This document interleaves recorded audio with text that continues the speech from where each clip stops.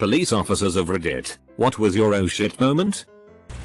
Had a call come out as a crash without injuries.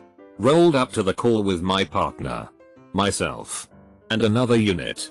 The guy had crashed into his own front yard, but there was no property damage. When I tried to get the guy to sign a crash statement, he told me he didn't want to and that he hadn't slept for 10 days. Then he told my partner that he had just gotten out of the hospital after an evaluation. It was cold outside, so we let him sit in the back of my buddy's cruiser while he filled out the statement of what happened. He kept making statements like, "Just kill me, man," and "Guys, just blow my head off right here." My partner called the hospital to make sure he didn't escape or something, and the guy wasn't going to receive a citation at all since it was his own property that got damaged. Just a tow to his driveway, which was right there. And that's all. While walking back to the back of the cruiser to let him out, the guy pushed open the door when my partner opened it and yelled, "Let's go, motherfuckers," before attempting to tackle my partner. All three of us jumped on top of him and began trying to hold him down while he kept screaming. He then reached up and bit my partner on the arm. We got him in cuffs, then transported him to the hospital, where we had to fight with him 2 more times in the hospital and he bit a nurse. Everyone was okay, and it ended up being that he was just mentally unstable. No drugs involved. We were looking for a guy who stole guns from his ex and found him under a pile of clothes in a closet at a different house. Unfortunately, there was like 7 kids sleeping in the same room, so I start getting them out of there while my partner cuffs the guy who is pretending to sleep. We decide to drag him out and I go to move the mattress to get it out of the way, and we find the stolen guns under where the kids were sleeping. I pulled up on a teen sleeping in a vehicle at the end of a country road. When I ran the license plate, I found out that he was reported as a runaway. The doors on the vehicle were locked, so I knocked on the window to wake him up. Once he woke up and realized what was going on, he shot himself in the mouth with a rifle he had hidden under his blanket. Rough way to start my shift. My brother committed suicide, and the cop who was called to scene has reached out to us many times over the years. He cut him down and tried to save him. My mom once made the remark, "Imagine if we had had to cut him down." Thank you for handling society at its worst. We love and appreciate you. Was doing a welfare check at a house for a suicidal male. Only person living at the house. Car in driveway, and house was locked up. Gathered some more info and was told where a key was. Opened the door. Announced myself and starting searching the house expecting to find a dead body. Opened a closet door and the guy was hiding in there with a rifle next to him. If he wanted me dead, I would not be typing this. Dude was having some issues. Sat and talked for about half an hour. Told me he heard me but did not want to talk to anyone. Got him the help he needed. Edit. Whoa. This is overwhelming. Thank you all for the responses and kind words of encouragement. I will do my best to slowly work through some of the questions I see. I was a rookie cop in a small town. I was driving to a check on a report of a large group of kids causing a disturbance at a school parking lot late at night. I realized I had not tested my PA speaker, which I planned on using to disperse the crowd.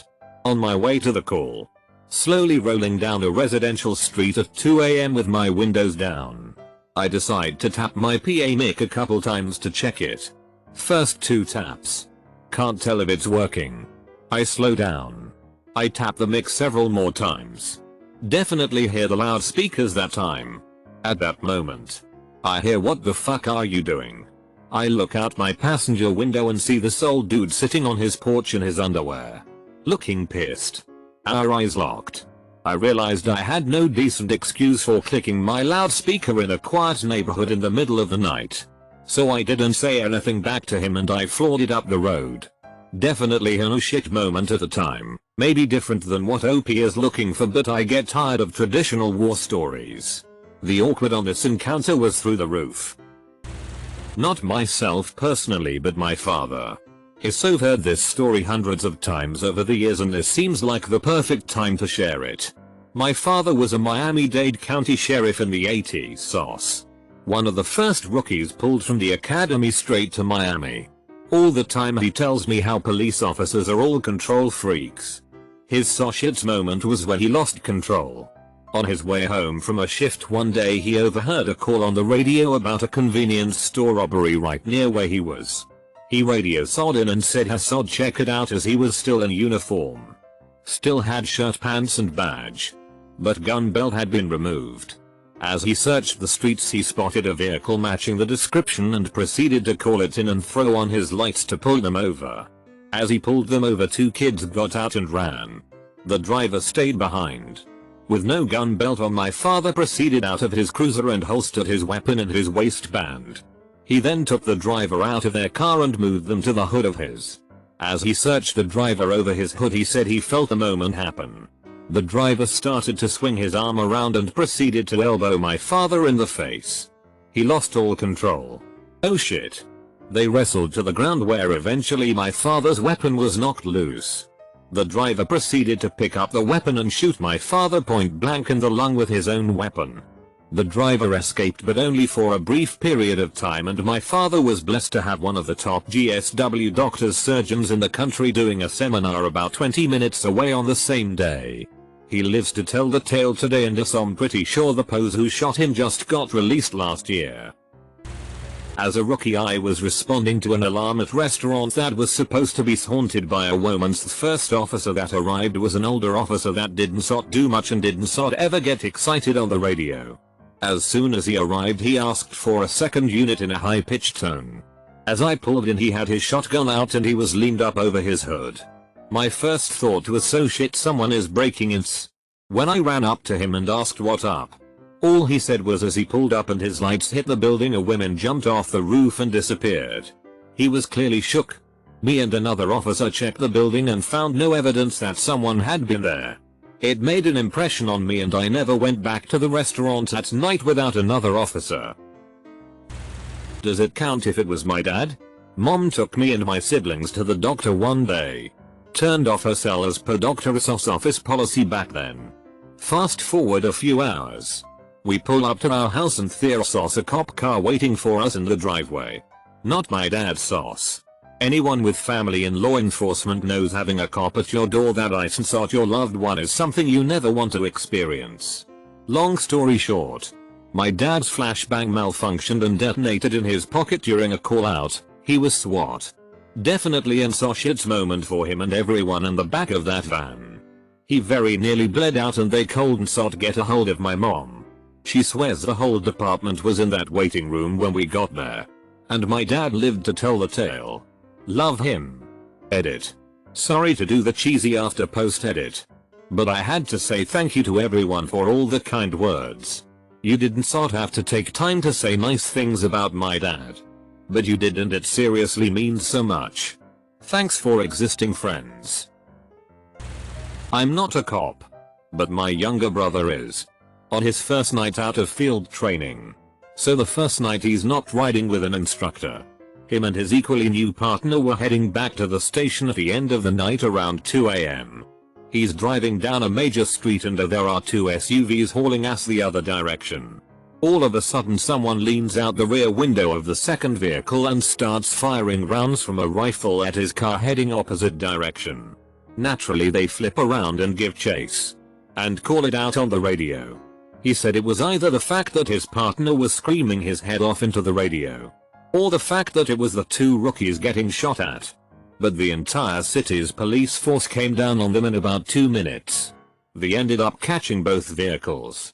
Turns out it was some sort of dispute at a bar between the occupants of the SUVs. Vehicle 2 was chasing Vehicle 1. Saw the cops, who had no idea about any of it, coming the other way and decided to take it up a couple notches. A law prof in Australia spent 20 years as a cop before becoming a lawyer and eventually teaching. In explaining the battered wife syndrome defense to murder, he told a story of a call to a little old lady's house where she had said on the phone that she had killed her husband. Before this incident, he didn't really understand why it existed. Why doesn't the woman just leave? Why doesn't she just go to someone else's house? Prof shows up to the door and is greeted by a little old lady saying, "Come in. Would you like some tea?" He goes in and she starts putting some cakes on a tray and pouring tea. He wonders if she's all there. He asked, "So you said that you killed your husband on the phone. Would I be able to see him?" She directs him to the living room where the old man was on a lazy boy chair, bottle in hand, and a tomahawk in his skull. Meanwhile, old lady is asking if he takes sugar or milk in his tea. The prof said at this moment he realized why the defensive battered wife existed. The drunk old guy had been beating her for years, controlled all the money and didn't let her have friends. She had nowhere to go even if she left him. So on this day, after saying he was going to beat her if his sports team lost, she took matters into her own hands. He said this was the moment he realized that sometimes there are situations where life doesn't make sense and people take the only way they can see.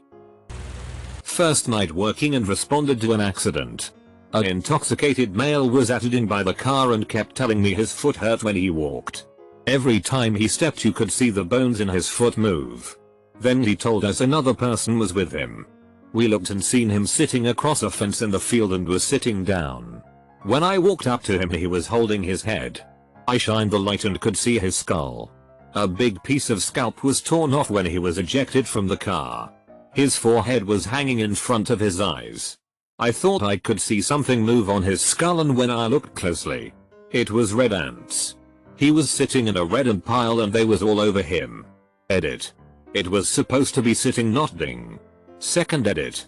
I didn't add the third victim because I was tired and didn't want to type anymore, but there was a third victim. Female, was ejected as well. She was lying beside the car and the first thing I noticed was her hips looked weird.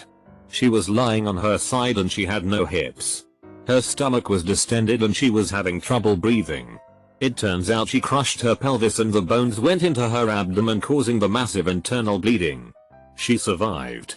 Barely. She was life flighted out to another hospital. Was on patrol on night shift. Decided to patrol down a side road that only had a couple of small businesses and a scrapyard. I've been down the road many times and pretty much knew what looked right and what looked wrong. Well, some cars that were sitting at the end of the road were missing their doors, but were still sitting in the same spot they always sat. I parked and got out. Looked around. Didn't notice anything else out of the ordinary and figured they just scraped the doors earlier in the day. Well, the next morning the owner of the scrapyard discovered that the scrapyard had been broken into and someone managed to crank a crane and stole tons of scrap copper and other metals. The suspects were seen on camera during the time I was investigating the cars. They apparently saw my patrol car and me and ran off.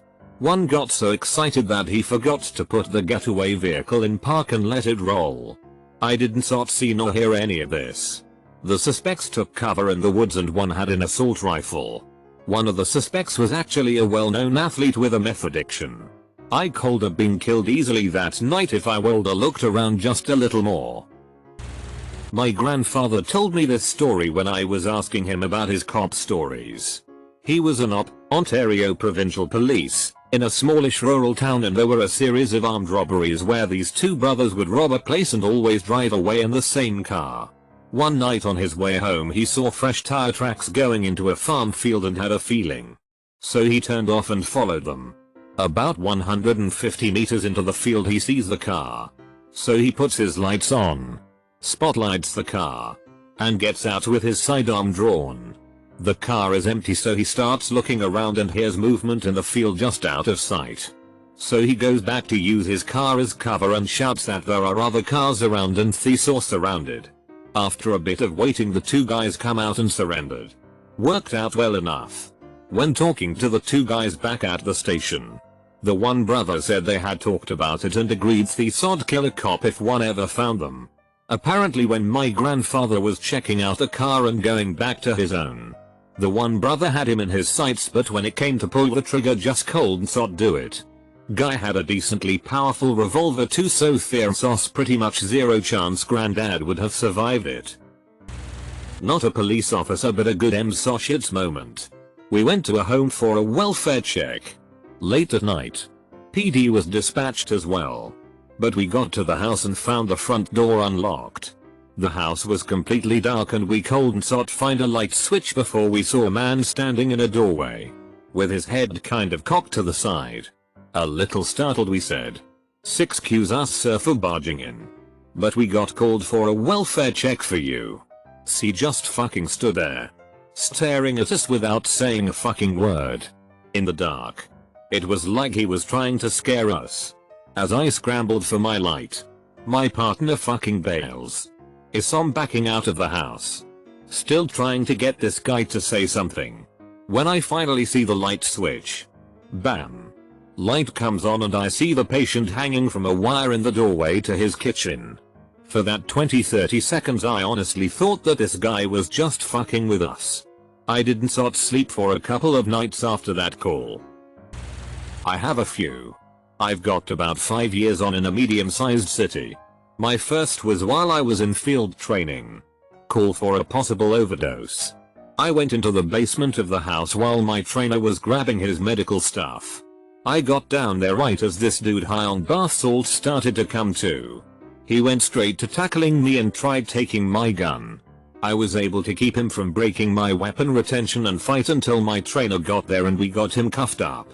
My second was hearing a medical only call for a 6-month-old not breathing. I happened to be 2 blocks away. I got there and started CPR until EMS arrived. The kid ended up not making it, and to this day I think about it a lot. I hate running medical calls, but a lot of times we respond so much faster than fire and EMS.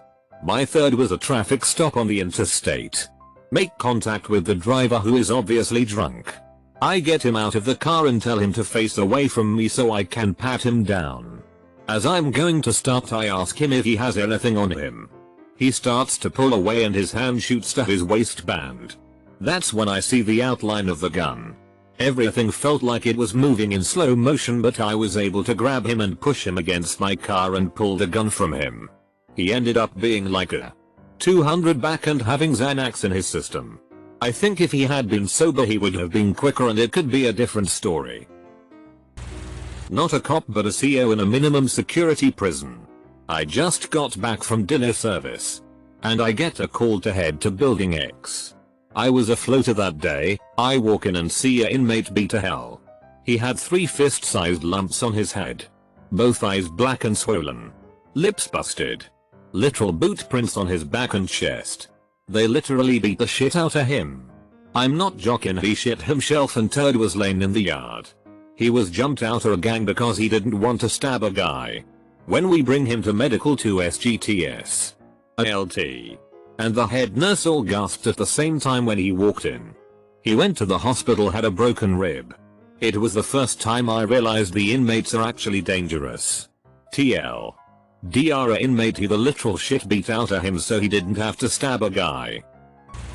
Not me, but a former professor I had for a social deviance class. She got called in for a welfare check as no one in the apartments next door had seen their neighbor for about a week. Yet his lights and TV were on the whole time.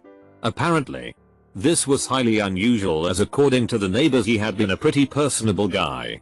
When she got in the apartment she found that the individual had hung himself unintentionally while masturbating in a scuba suit, complete with snorkel and harpoon gun, with a cutout for his junk. The suit was bloated 2-3 times its normal size. Someone happened to bump the guy and the suit farted. In her words, there were no co-workers or EMTs that day. Only things in between her and the door. I don't know if it's odd call it and saw shit's moment, but it stands out. Call of a burglary in progress. It was late. About 4:35 AM and we got off at 6:30. So nobody really wanted to go to this. Anyways, I go with a handful of other guys. All we knew was someone was breaking the windows in from the backyard. As I pull up, 2 people come running up from inside saying someone has entered the home. We set up with a couple more guys, and my corporal looks through the wood fence to see what he sees.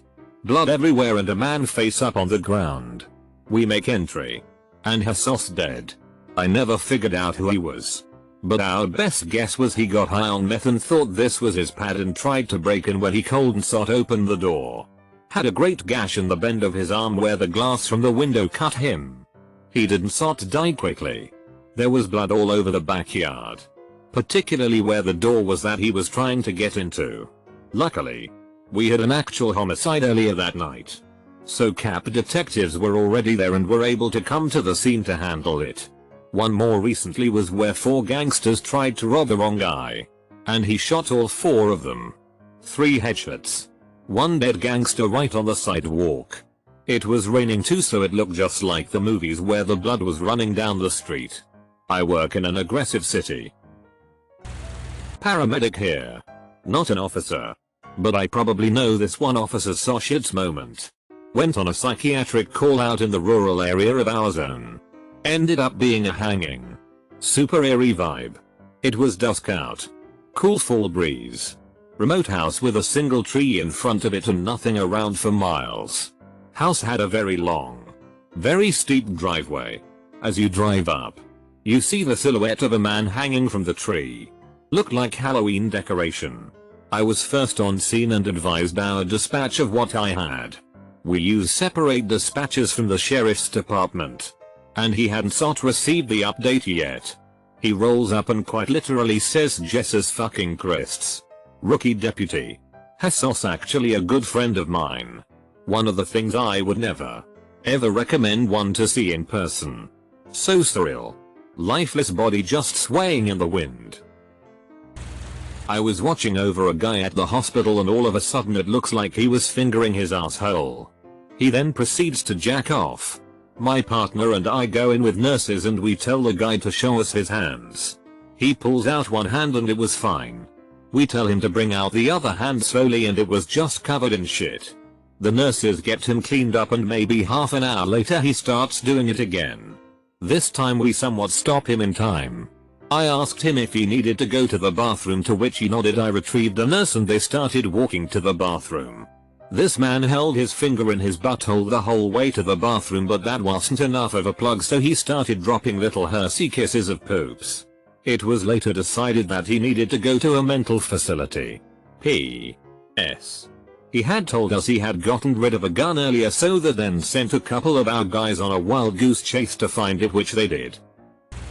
Not my own story. But I used to work with a guy who was in the police but hit burnout after seeing a lot of shit and jumped careers. He told me a story where he got a call about an apparent dead body in the underground. Some teenage girl had OD'd on the train. But because she was propped up in her seat, nobody noticed she was dead. She's been riding around the train's route for hours and, because of how impersonal we are as a society, nobody even looked in her direction and noticed she was quite clearly dead. He saw the security camera footage from the train and described it as like something out of a horror movie. Playing through the footage and seeing people coming on and coming off the train in fast forward, winking in and out of the shot, while she just sat there, completely motionless. As the clock zoomed through hours of video. And nobody realizing they were sharing the carriage with a corpse. Actually, another one which is a bit creepy too. Wrote a guy a DUI one night. Towed his car and seized his license. Serving him with the form from the DMV which says that his license has been seized and that he has to show up to a hearing to determine whether the license will be suspended. Like any good form.